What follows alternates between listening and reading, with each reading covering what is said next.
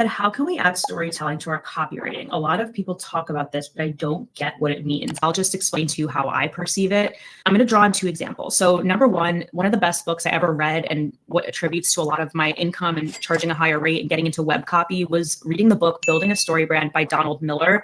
Building a Story Brand educates us on why humans connect so deeply with storytelling. So in our primitive days, we were around a campfire and we would tell stories. That's why children love being read a story before bed.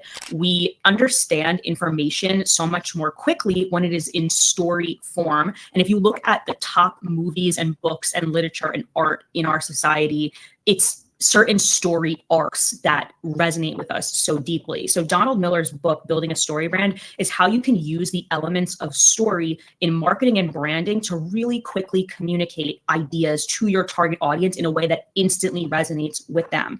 And why this is so important is because we're in this noisy, crowded world where everybody is vying for your attention online and we're very distracted and we have very short attention spans and things are dinging and buzzing.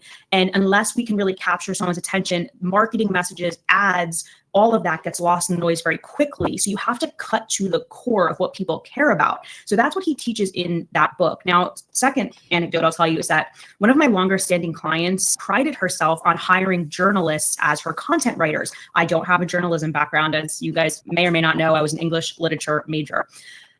However, journalists who understand what parts of a story matter and how to tell a linear story in a captivating way tend to do really well as blog writers and long form content writers, because similar to the Donald Miller story concept, they understand how to relay information in a story fashion that people understand and connect with. So all of that to say, I believe that's what people mean when they say I'm a talented, gifted storyteller. And I hope that helped. I like talking about that stuff.